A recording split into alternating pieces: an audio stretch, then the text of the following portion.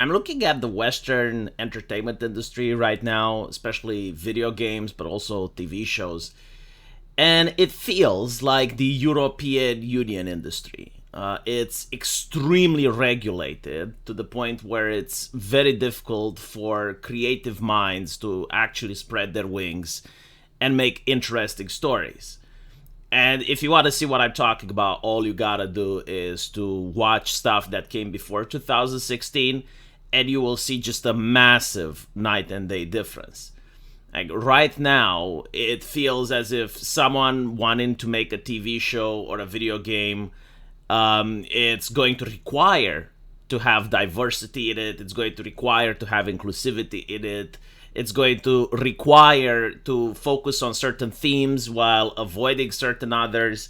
Like, it's almost impossible right now to make South Park season 1 or to make episodes like Beavis and Butthead. It's simply because you're not allowed to cover certain themes. I remember recently there was a reunion of the TV show Friends, and immediately the mainstream media was complaining that the cast was too white and it lacked diversity. And so you are under pressure as a creator to follow certain guidelines when drawing a painting, to follow certain rules when writing a story.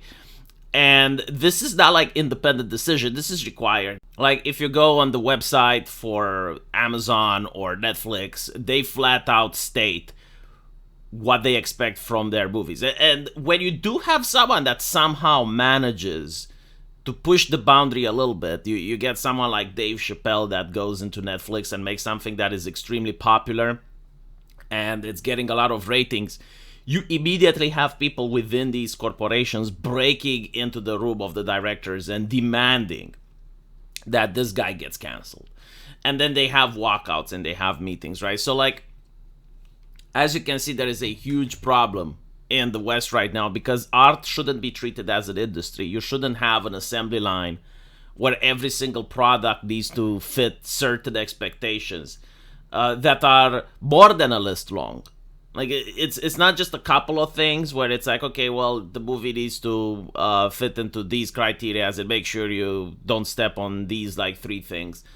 No. It's almost like it's a compendium of rules. And I know this if you actually investigate and look behind the scenes, and you can see just how many things people have to abide by. Like the only way I can compare it is with video game developers that wanted to sell in China and before, and they would have like actual Chinese censors coming up, and they would have like their own rules and regulation on what is and isn't allowed to exist in that video game. It's kind of like the same now, except you have like the affiliates from BlackRock. You got your Sweet Babies and consultants groups like coming up, and they're giving you like a plethora of list of changes and like everything on how you're supposed to design your characters to how they're supposed to behave and how you're supposed to treat certain minorities in the game and so on and so forth. And again, this creates so many regulations that all the games are starting to look the same. They're over the shoulder, third person shooter like. They're the type of games that have like a little bit of RPG element in it, but it's also got some crafting, and you know, it's basically like you're playing the same game over and over again with the same themes and the same looking characters. So like the Western industry is completely fucked. And so a lot of people have tried moving away from it because it's not consumer friendly. These products don't seem to actually please the customer like the stuff that came before 2016 did. And so many people went to anime and manga. Now, what's interesting about anime and manga is that it didn't used to be popular. Even though it was more edgy back then than it is now, most people weren't interested. I remember when I was in high school and I found out about anime and I was trying to show my friends. They were like, no, this looks like cartoons for kids. Like, no, thank you. I'm going to watch my Battlestar Galactica. I'm going to watch my Stargate. That was the mentality of people at the time. And I couldn't blame them because Battlestar and Stargate were actually better than almost any anime back then. And so the reason people watch anime now and the reason people read manga now is that the Western entertainment is not producing anything. And so it's very unfortunate to notice that a lot of Western companies are realizing that anime and manga are now $1 billion industry. And so they're reaching out. But while doing so, they have to take away the identity of anime, which is like Japanese in essence, and basically try to westernize them. And they're westernizing them through localization. They're westernizing them through various forms of censorship. Incidental, right now, Visa and MasterCard are also deplatforming a lot of Japanese websites. The timing is very interesting because, again, like, while this is happening, a lot of Western companies are reaching out towards Japan. And basically, the deal is like this: hire our own localizer, hire our consultants teams, and then you can sell your anime to the West. I mean, you don't have a Japanese website to sell it to anymore because Visa and MasterCard did a good job. And I'm talking about like mainstream anime here. I'm not even talking about not safe for work shit, right? Like I'm talking about over the counter, just like regular anime stuff. And so it is the beginning of the regulations, right? Like some regulations you can agree with, but that's how it starts. It's the beginning of the bureaucratic red tape in art. So we noticed that over the last couple of years, fan service in anime of all genres have dropped, and it will continue dropping. But also violence in anime of all genres has dropped and is continued dropping. And a lot of it, as I mentioned before, is the Western regulations, is to appeal to the wider market. And if this keeps happening, I don't see why anime can even compete with Disney. You gotta understand, behind the scenes, people that work at Disney, they're very interested in pushing their morality upon the young generation, and they're very outspoken about it, right? Like they have their own values. Some people call them woke, but they're values nonetheless. And so Disney and Marvel and Hollywood, they want to impose their morality. They want to change society. Again, I'm not saying this. They are saying this in interviews. And so they don't like the fact that from Japan, you have a different type of entertainment that now people are choosing to watch. And so, of course, companies that have billions of dollars and mainstream influence are going to try to pressure Japan to start censoring so that it is less effective at competing with their products.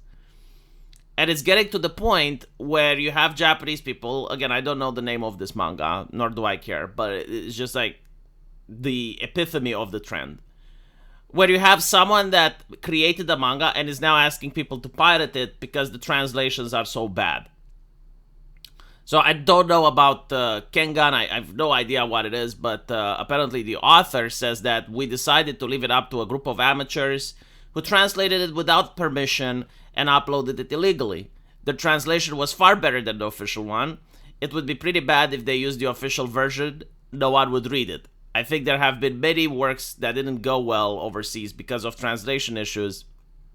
I wonder how that will be done with AI. Again, I don't think the problem is that other anime and manga creators are unaware of what the localizers are doing. And for those of you who don't know, the localization is something like, imagine if, Frieza calls Goku an ape. And so the localizers make Frieza call Goku MAGA supporting Chad reactionary bigot. Right? So like they're rejecting their Western politics, their Western values, aligning anime more with Disney, aligning anime more with Hollywood.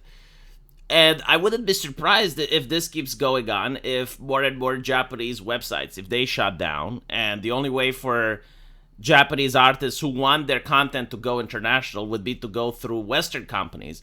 I wouldn't be surprised if they're going to have ESG requirements. And it will be like, okay, well, your manga doesn't have enough diversity in it. Your manga doesn't have enough inclusivity, equity in it, right? Like, you made the TV show Friends, it's too white. Like, you need to fire some of the original cast and hire some minorities, especially ones that speak the speech and they say the leftist activism. And you need to have some themes there. Like, look, this is a minority, right? Like, it's a show like in Friends. He can't be the butt end of all jokes. Like, you can't make jokes about these new characters because they're minorities. Like, you got to treat them differently. And so you end up with a situation where, yeah, I do think Japanese entertainment is going to just to be funneled into this.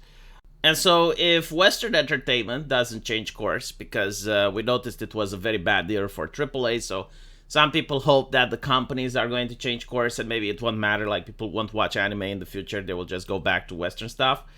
But if that doesn't happen, then well, I'm afraid that China seems to be taken over. This is not something that I want. It's something that I observe.